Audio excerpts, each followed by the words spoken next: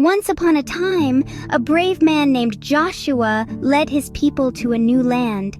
This tale begins with Joshua, a man of courage and unwavering faith who was chosen to guide his people, the Israelites, to a land promised to them by God, a land flowing with milk and honey, a land of abundance and prosperity. Joshua, a humble servant, accepted this monumental task with grace and determination. He understood the weight of his responsibilities, and he knew that his people were relying on him. But Joshua was not alone. He had the power of faith and the strength of his people behind him. As the Israelites journeyed towards their destiny, they encountered a significant obstacle: the mighty Jordan River. It was flood season, and the river was wild and untamed. But Joshua, with his steadfast faith, didn't falter. He told his people, "Do not be afraid. Have faith, for God will guide us." And indeed, something miraculous occurred. As the priests carrying the Ark of the Covenant stepped into the river's edge, the waters parted, creating a dry path through the river.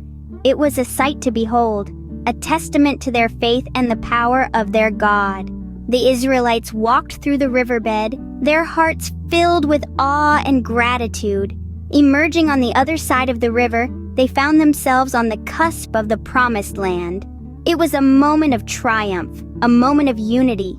They had faced the mighty Jordan and had emerged victorious. Their journey was a testament to their faith, their unity, and their unwavering belief in God's promise. The crossing of the Jordan was a significant milestone in their journey.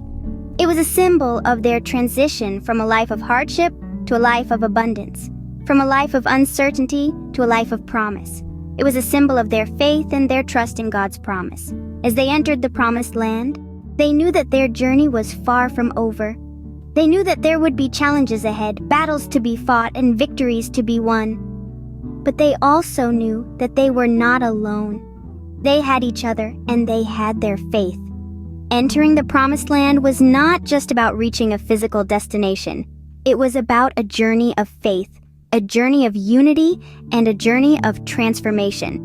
It was about a people who, led by a brave man named Joshua, had the courage to dream of a better life, the faith to believe in God's promise, and the determination to make that dream a reality. And so, Joshua and his people entered the Promised Land, ready to start a new chapter in their lives. They had crossed the Jordan, they had walked through the riverbed, and now they were ready to claim the land that had been promised to them.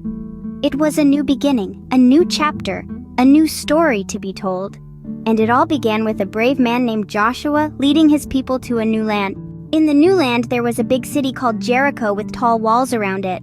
These walls were so high and so strong, they seemed utterly impenetrable. It was as if they were whispering a challenge to anyone who dared approach. "Try and conquer us if you dare." But the Israelites, led by Joshua, were not to be deterred. They had a mission, a divine mission, and they were ready to face the challenge head on. Now you might be thinking, how could they possibly bring down those massive walls? Well, here's where the story gets interesting.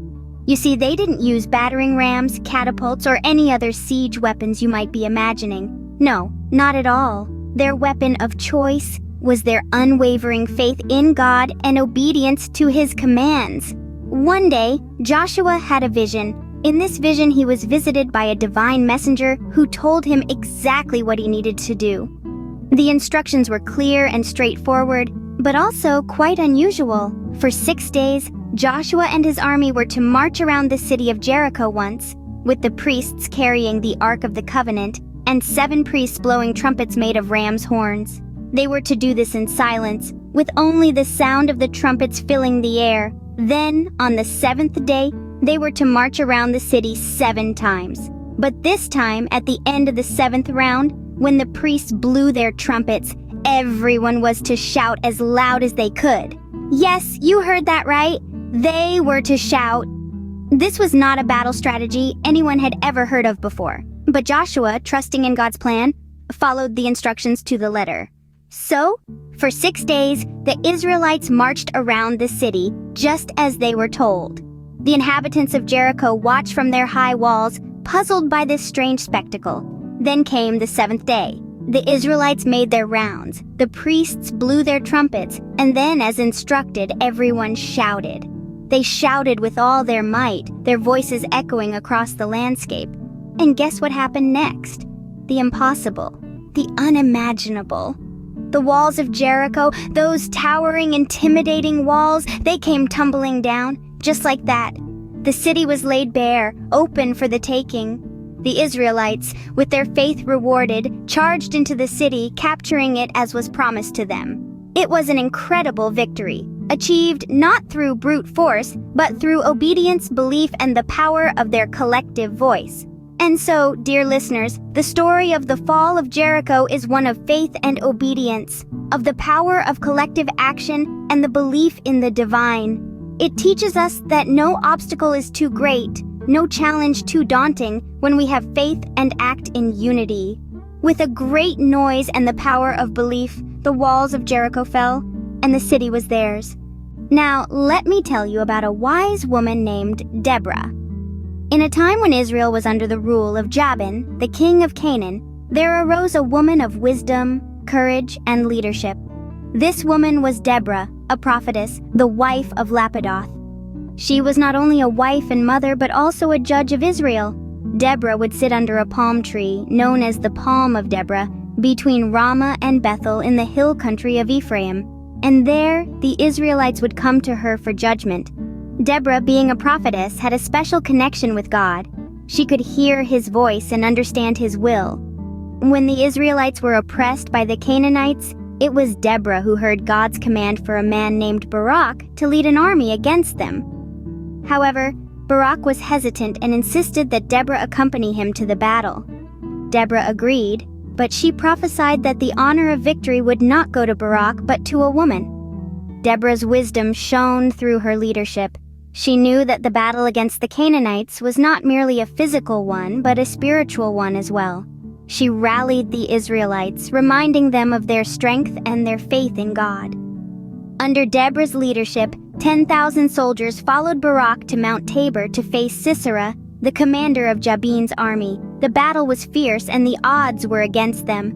But Deborah did not waver. She encouraged Barak and his men, telling them that this was the day God had given into their hands. And as Deborah had prophesied, God confused Sisera and his chariots and army with a sudden storm, and they were defeated by Barak's forces. In the end, it was not Barak who ended the life of Sisera. Instead, it was Jael, a woman who was not a warrior, but had the courage to defeat Sisera while he was hiding in her tent. Thus, the honor of victory went not to a man, but to a woman, just as Deborah had prophesied. The victory over the Canaanites led to peace in the land of Israel for 40 years, and it was all thanks to the wisdom and leadership of a woman. Deborah was not just a leader, but a beacon of hope, encouraging her people to have faith and courage in the face of adversity. This story of Deborah reminds us of the power of wisdom, courage, and leadership. It shows us that anyone, regardless of gender, can lead people to victory if they have faith in God and the wisdom to follow his guidance. With Deborah's guidance, the people found victory. Remember, wisdom can lead us to great things. Have you ever heard about a man named Gideon? He was a true hero. In a time of great fear and uncertainty, Gideon emerged as a beacon of hope for his people. The Israelites were being oppressed by the Midianites, a formidable foe with a vast army. But Gideon, a man of humble beginnings, was chosen by God to lead the Israelites to victory. Gideon was initially doubtful. After all, he was from the weakest clan in Manasseh, and he considered himself the least in his family. However, God saw something in Gideon that he didn't see in himself. God saw a leader, a warrior, and above all, a man of unwavering faith. God gave Gideon a task to free the Israelites from the Midianites. But there was a twist. God told Gideon that his army was too large. It might seem strange, right? Usually in battles, the more soldiers, the better. But God had a plan. He wanted to show that victory was not by human strength alone, but by his divine power. So, Gideon sent home all but 300 of his men. Just imagine that. Gideon with only 300 men was to face an army as numerous as locusts. It was a daunting task, but Gideon trusted in God and prepared for battle. The night before the battle, God gave Gideon a sign. He told Gideon to sneak into the enemy camp. There, Gideon overheard a soldier talking about a dream that predicted their defeat by Gideon's hand. This bolstered Gideon's courage, and he returned to his camp, ready to face the Midianites. The battle strategy was unique. Each of Gideon's men held a trumpet and a jar with a torch inside. At Gideon's signal, they blew their trumpets, broke the jars, and revealed the torches. This created an illusion of a massive army, causing panic among the Midianites. They turned on each other in confusion, and the Israelites won without even having to fight. Gideon's victory over the Midianites was nothing short of miraculous. It wasn't about the strength of his army or his strategic genius, but his faith in God. He trusted God's plan even when it seemed impossible, and his faith led to victory. After the battle, the Israelites wanted to make Gideon their king, but Gideon refused, reminding them that only God was their king. His victory brought peace to the land for 40 years. The story of Gideon teaches us many lessons. It shows us that courage isn't about having the biggest army or the most powerful weapons. It's about having faith, even when the odds are against you. It's about trusting in God's plan, even when it doesn't make sense. Even against all odds, Gideon and his small army won, showing us that with faith and courage, anything is possible. Our last story is about a man with great strength named Samson and a woman named Delilah. In the time of the ancient Israelites, there lived a man named Samson who was blessed with unimaginable strength. This strength, however, was not of his own making, but was a gift from God. But there was a catch. To maintain his strength, he had to follow certain rules, one of which was to never cut his hair. Now, Samson was not just a strong man, he was also a judge of Israel, and he used his strength to protect his people against their enemies, the Philistines. But even the strongest of men have their weaknesses, and for Samson, his weakness was his love for a Philistine woman named Delilah. Delilah was beautiful and captivating, and Samson was smitten. But Delilah had a secret. She was promised a great sum of money by the Philistine rulers if she could discover the source of Samson's strength and find a way to overpower him. Intrigued by the challenge, Delilah agreed. She tried time and time again to coax the secret from Samson, but he was careful not to reveal the true source of his strength. However, Delilah was persistent, and she used her charm to wear him down. Eventually, Samson gave in. He told Delilah that his strength lay in his uncut hair. With this information, Delilah waited until Samson was fast asleep. Then she called a man to cut off his hair. When she woke him up, his strength had vanished. He was captured by the Philistines, who gouged out his eyes and made him a slave. Yet Samson's story didn't end there. While in captivity, his hair began to grow back, and with it, his strength. In a final act of bravery, during a gathering of the Philistine rulers, Samson prayed to God for strength one last time. He pushed against the pillars of the temple where they were gathered, bringing it down upon them and himself. Samson's life was a tale of great power and great fall, a testament to the fact that even the mightiest can fall due to their weaknesses. But it was also a story of redemption and bravery, of how even in his last moments, Samson used his strength to protect his people.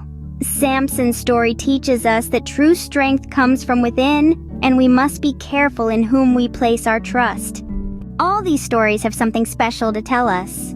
Let's take a moment to reflect on the tales we've just journeyed through, each one of them a gem, imparting wisdom and life lessons. We started with the story of Joshua and the Israelites entering the Promised Land. It wasn't just about reaching a destination, it was about faith, courage, and unity. Joshua led his people across the Jordan River not on a bridge or a boat, but on dry ground. It was a demonstration of the incredible things that can happen when we trust in something bigger than ourselves and move forward together. The fall of Jericho, our next story, was a testament to perseverance and the power of faith. The walls of Jericho were formidable, but they were no match for the Israelites' unwavering belief and determination. They marched around the city for 7 days, and on the 7th day, with a great shout and the sound of trumpets, the walls came tumbling down. It was a clear lesson that no obstacle is too big when we are steadfast and have faith in our abilities and divine assistance. Then we turned our attention to Deborah, a wise and courageous woman who led God's people. She was a beacon of strength and justice, stepping up to lead when no one else would. Her story taught us about the importance of courage, wisdom, and leadership. It showed us that anyone, regardless of gender, can rise to the occasion and guide others towards the right path. Our fourth story was about Gideon, a humble man who, with God's guidance, overcame his fears and doubts to defeat the Midianites. Gideon's story was a classic tale of triumph over adversity. It reminded us that we should not let our insecurities hold us back. With a bit of courage and some divine guidance, we can conquer our fears and achieve great things. Finally, we delved into the story of Samson and Delilah, a tale of strength and vulnerability. Samson was the strongest man alive, yet he was vulnerable because of his love for Delilah. His story taught us about the balance between power and humility, and the importance of wisdom in choosing who to trust. Each of these stories, in their own unique way, has painted a beautiful picture of life's complexities. They have shown us the importance of faith, courage, perseverance, leadership, humility, and wisdom. They have taught us that we can overcome any obstacle if we believe in ourselves and in divine guidance. Remember, each story teaches us a valuable lesson about life. Keep these stories in your heart and they will guide you on your own journey.